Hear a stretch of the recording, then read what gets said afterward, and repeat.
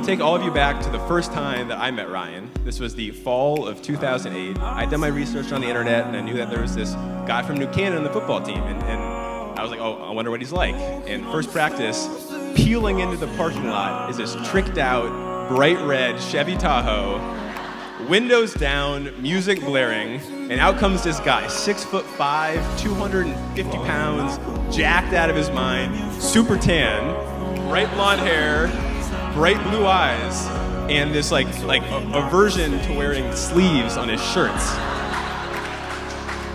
And I actually later came to know that Ryan was not only that, but also one of the smartest guys on Amherst and one of the most well-liked people. And if you were to fast forward 4 more years, I'm starting at Goldman Sachs. I'm this anxious first-year analyst. I know Bones working in the same office as me, and I wonder what Bones up to. Peeling out of the elevator is this 6'5", super tan, bright blonde hair, bright blue eyes. I think the only 2 things that changed is that he had dropped like 50 pounds, and his shirts had somehow grown sleeves. Some of them at least. If you think back to the very first time you met Tessa, I would bet that your first impression included thoughts about how strikingly beautiful she was, or how poised she was, or how her smile could brighten up an entire room. But I would bet that as you spoke to her and got to know her, you realize that beneath all of that outward beauty lies a woman who possesses an intensity and a fire that has the power to actually brighten up the entire world. One day, Tessa and I were running together in San Francisco, and she was asking my advice on whether or not to take a date with this tall, beautifully handsome Hercules of a guy who she said she had been matched with on Hinge, and whose name she actually recognized since they had been in the same intern class at Goldman. So I excitedly gathered the rest of the info that I needed, and with the facts at hand, I assured her that we had to make time for a date with Hercules. There were a lot of blurry-eyed, gushing phone calls and sister text threads as Tessa got to know Ryan Bone. There were a lot of stories of flowers delivered and of doors held. It got to the point where I was kind of like, okay, like, what's the deal with this guy? Is he, like, seriously all that? Short answer, yes, he is.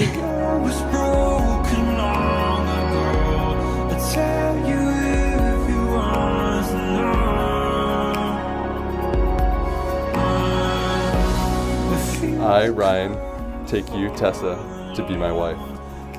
As I give myself to you in marriage, I promise to encourage and challenge you, to laugh with you, and to comfort you. I promise to be your equal partner, to respect and support you, to be patient with you, and to work with you to achieve the things we value and dream in this wonderful life. I promise to be the father you imagine, and the man you are proud to call your husband. Above all else, I promise to love you fiercely and without fail.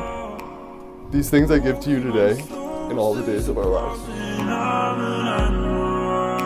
These things I give to you today and all the days of our life.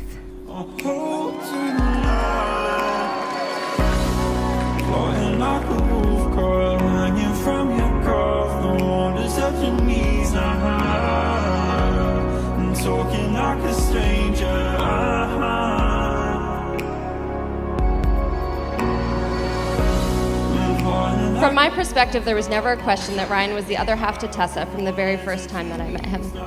He was the precisely specific balance to all of Tessa's strongest traits: her beauty, her brains, and her drive. Seeing them grow together in all of their badassery has been a pleasure to watch, and really is everything I could hope for my younger sister.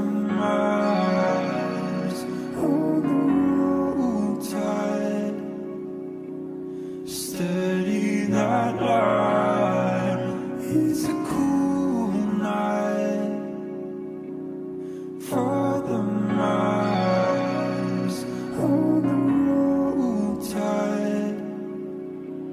Steady that line. As I think about your opportunity to be alive with Tessa, and I know the things that are most important to you, we all have flaws. We move left and right, we get distracted. And what ultimately I love about you, Tessa, is your ability to look at Ryan and remind him of what's most important in life, about what partnership is, about what you guys can achieve together. I'm talking like a stranger. I admire you so much, Ryan. I admire your dedication to Tessa as much as I admire your really, really good dance moves that I hope you bring to this floor tonight.